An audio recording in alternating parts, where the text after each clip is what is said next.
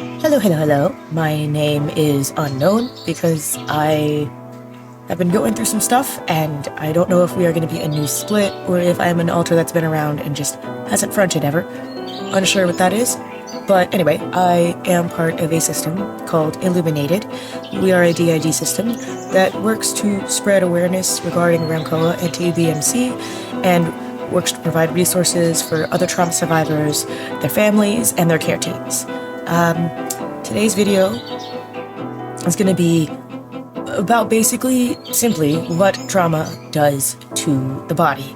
Now, I am going to be speaking entirely from the mental memory, the experiential form. This is not a heavily researched video. This is not something that I am doing with linked studies and stuff. However, if I do quote studies, I will be putting them on our website and I will link the page to the description when I do so. So that is what that's going to be. This is a bit of a spur of the moment choice to film because we've had some personal things go on in our life that it seems this is a good video to make. What trauma does to the body. It's relevant to what's going on in our life right now, and therefore it's what we're going to make the video about. So anyway, trauma. Trauma is a really big, really difficult subject to encompass quickly because it is so involved. Trauma can be anything from a car accident you witnessed or were in, to childhood abuse, to severe adult occurrences such as rape or assault, and other things in between. Natural disasters, moving, being incredibly stressful, all of these things are considered large traumas. Trauma leaves an imprint on the body.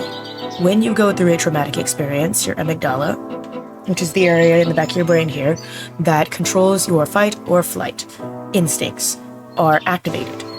The hippocampus is actually what is causing these activations to occur because that is the reasoning portion of the brain sending the signal to the amygdala.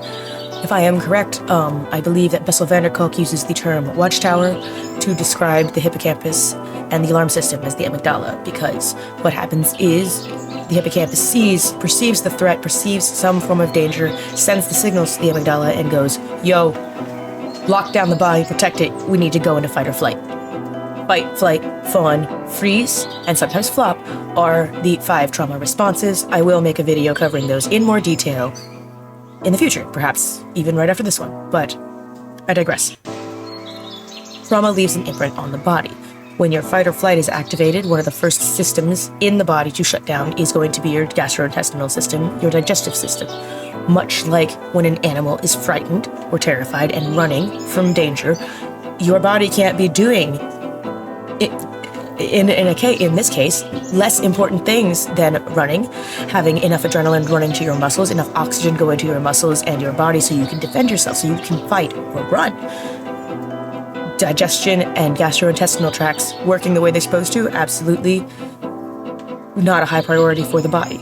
As well, your thyroid can be affected with long-term traumatic experiences. If you are a survivor of childhood trauma, be that a really bad family home life, alcoholic parents, or abusive siblings, or both, there's a very large spectrum of what encompasses childhood trauma, childhood abuse. Those imprints stay for all of eternity, to be honest. When you go through these experiences repeatedly, as is the case with CPTSD, your body learns to go into fight or flight immediately, and it does not realize when you have eventually gotten away from the traumatic experiences, away from the danger, that you are safe, because you've been primed through repeated experiences in your life to believe that trauma is going to constantly happen, and when it happens, you must always be able to be safe. Now I've digressed a bit, but let me circle back here, okay? Trauma in a singular form. One traumatic event, one singular event in your life causing trauma. Not saying that one traumatic event will cause PTSD, but PTSD, singular, comes from a singular traumatic event that your body cannot let go of, be it a car accident, an assault, really rough move, perhaps, everything went wrong, things broke, the movers really just destroyed everything, and it was just a horrible experience. That is still a big trauma. Moving your entire home, your place of residence, your safety, moving your safety from one place to another. That is traumatic to the brain. Full stop. End of story. Therapists use the phrases big T and little t to kind of categorize trauma, if you would have to use such a word. Big T being things such as family death, illness, natural disasters. Moving is also considered a big T. Childhood abuse, assault, all of these things. Those are considered big T traumas.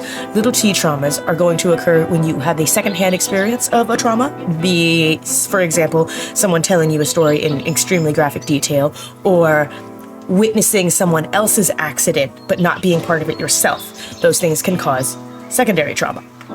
It is a form of PTSD, but it is not primary PTSD. Tertiary trauma, and also, okay, I gotta rewind here for a moment. That's still PTSD. It is just little t, little trauma, small trauma PTSD.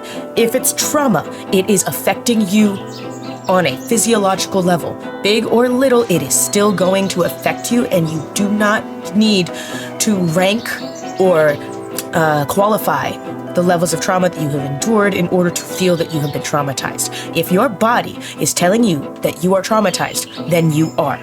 Trust your body when it tries to tell you the signals that it is scared or in pain. That is what the body is trying to tell you what's going on. Hence Bessel van der Kolk's book, The Body Keeps the Score. It knows what you've been through. You must acknowledge it in order to heal from it. Now, the secondary dissociation, we have primary dissociation, PTSD. Secondary dissociation is primary trauma is PTSD. Secondary trauma is going to be a thing called CPTSD. CPTSD, complex post-traumatic stress disorder. Or I learned it as childhood post-traumatic stress disorder, because generally with CPTSD, many of the events that you have endured occurred when you were young, in your developmental years, meaning the traumas that you endured as a child, whether it's an abusive household or really, really bad bullying as a kid, teenager, being othered, racial trauma, all of these things contribute to trauma as a child.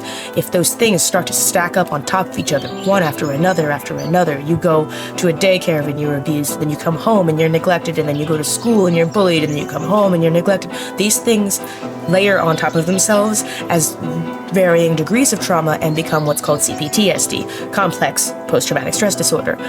This is a far more complicated version of PTSD in that one trigger, it is not going to be one trigger, one series of events, one set of parameters that are going to cause you to be triggered.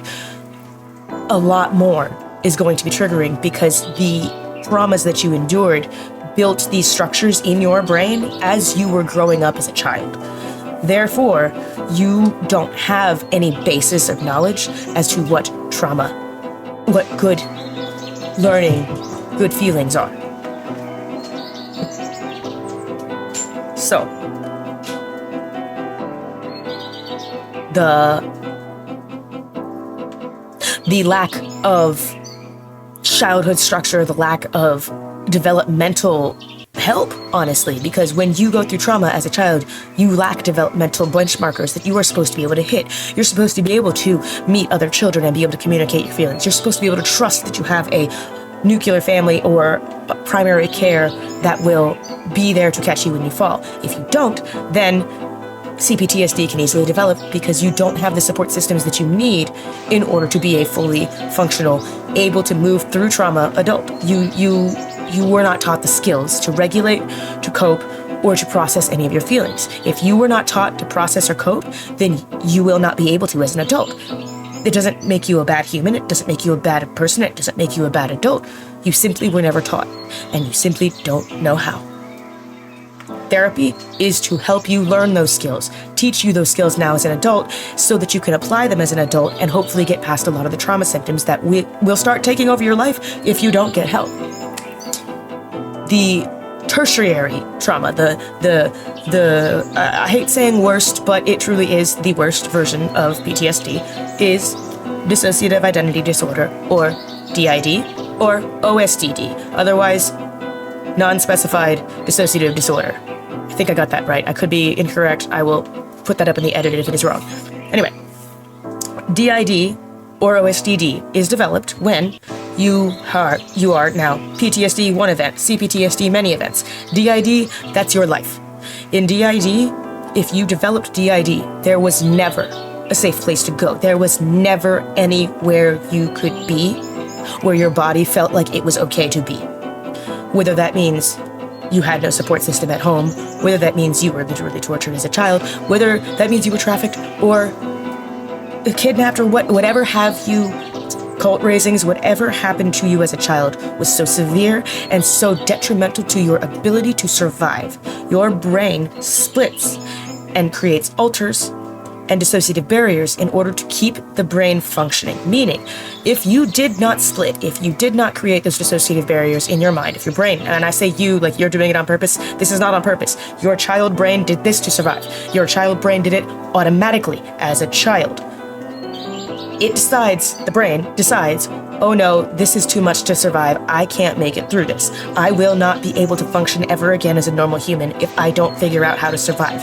In a way of survival, your brain goes, all right, get out of the way, and puts a new person forward. That is the first split that happens in a system.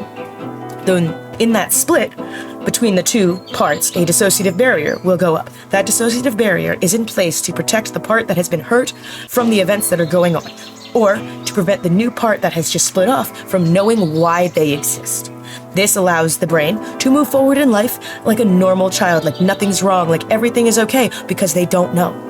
Because the child's brain has gone, we need to compartmentalize this, we need to hide it, we need to keep it away as much as possible so that we can survive, so that we stay alive. In the end, DID and OSDD are forms of survival. Your brain decided, instead of going completely and losing its mind and becoming a drooling mess that cannot even see words and speak, that cannot even speak words or see the real world anymore. Someone who cannot connect with anything anymore. Your brain said, we're going to split and we're going to have someone that can connect still so that we can still make it in this world. Does it suck? Yes. DID is awful. Not being able to remember things, the amnesia barriers, it sucks. It's terrible. But I'm not dead. And that is what your brain did when you have DID. It chose to survive. You are some of the strongest people in the world as DID patients and OSDD patients because your brain chose survival over all. Survival above everything. As a child, you wanted to live. As an adult or a teenager struggling with the symptoms of DID, you don't feel like you want to live, and we get that. Take comfort in the fact that you are the way you are because your brain subconsciously chose life over death. And that is why you exist the way you do as a system. That is the most extreme version of PTSD. Anybody who has DID or OSDD is going to absolutely also fit the categories for PTSD and CPTSD. If you have CPTSD, you also have PTSD. If you have PTSD, it's just PTSD. Now, I know that sounds like I'm qualifying trauma again. I promise you I am not. It is an approach, because knowing the approach means you know how to treat a patient in therapy after the trauma occurs. Identifying the type of trauma that you have gone through and the type of diagnosis that you would receive is imperative to treatment of that disorder. A patient with singular PTSD is not going to undergo the same treatments as someone with CPTSD, is absolutely not going to have the same treatment as someone with DID. For instance, EMDR is very, very helpful for PTSD patients and survivors of CPTSD. Both of those categories are very, very helped by EMDR. If a dissociative disorder patient goes in for EMDR without being aware of said dissociation and or the therapist is not trained to handle a dissociative patient with EMDR, you can cause memory flooding, you can cause flashbacks that don't stop, you can cause hospitalization. The diagnosis that you receive is important to the treatment that is given. All of that to say, a lot of the times, you're not going to know what the diagnosis is until you've worked with it. We were originally diagnosed with PTSD when we were 15 or some such. Well, originally they gave us the DID diagnosis, but then our doctor and our parents fought it because we were too young, allegedly. So they gave us a PTSD diagnosis. Then in college, we got our CPTSD diagnosis. Then when we moved out here to the state about 5, 8, 10, 8, 10, 20, 20, 24, 2014, 2015, it's like a little under a decade ago, we moved out to the West Coast. The medical care here is phenomenal, and they actually listened to the struggles that we were going through, and that is when we got our DID diagnosis, because they were like, this makes so much sense. What are you doing? You've been treating this the wrong way. And ever since we've gotten our diagnosis, we've had the right types of therapy, we've had the right types of professional help. Is it fixing it? No, not necessarily, because the only way to fix trauma is to face it, process it, and move past it. You must process what you've gone through or how it made you feel and move past it. Does that mean you need to remember the traumatic events that occurred in order to process them? No, not necessarily. My trauma therapist is a very firm advocate, and you do not need to remember the nitty-gritty in order to heal. You do need to acknowledge that something terrible has happened, that it made you feel a certain way. You must acknowledge your feelings about it, and then you can be considered to have started to process it and move forward. With PTSD and CPTSD, I imagine this process is very singular in the mind, meaning you are doing it and you're the one doing the healing. With DID and OSDD, it can get very, very extremely complicated, because you'll have one part come forward and talk about how they feel, and they'll feel good about it. And then another part will come forward and have no recollection of that conversation and have all of the body pain and all of the body fear. DID is incredibly hard to treat because you don't always talk to the same person in treatment. Even on my record, for my disability application, my doctor noted that the reason we have a disability regarding DID is because the medications and the treatment methods vary in effectiveness depending on who is around in the body. That makes it very hard to treat. It makes it very hard to kind of nail down a plan that works perfectly for every single person in the system. So, overall, trauma is a very large subject. We could go into it for hours and hours on end. I wanted to just cover the basic concept of what trauma is, what it's called, and how it sort of lingers constantly until you choose to do something to heal about it. Now, it's not an easy path. Healing sucks. Healing hurts. Healing is painful. Healing is gritty. Healing is getting up out of the gravel after you've had a meltdown and trying again. Healing is brushing off the dust even though you're bruised and battered and saying, I'm going to keep going because I'm going to get it eventually. Because you will get it eventually, especially if you have safety in your home, safety in your environment, and support. I genuinely and honestly hope that if you are struggling with PTSD, CPTSD, DID, OSDD, if any of these things are a struggle for you right now, I am genuinely wishing you the most vibes of goodness and the most love and the most strength, because you can do this. You deserve to do this. You deserve it for yourself, and you deserve it because the child in you deserves to be healed. You can do the healing. It is work, it's tough, and we all gotta do it. Some of us just don't want to. Make the choice to heal. Be a better person to yourself by healing, because then you will find some element of love inside of yourself that you didn't even know you could do. You've got this, guys. Anyway, trauma in a nutshell. Don't know who I am still, but like, subscribe, hit the bell notification so you know when we post next, and keep an eye out for streams and shit. We'll see ya. Bye.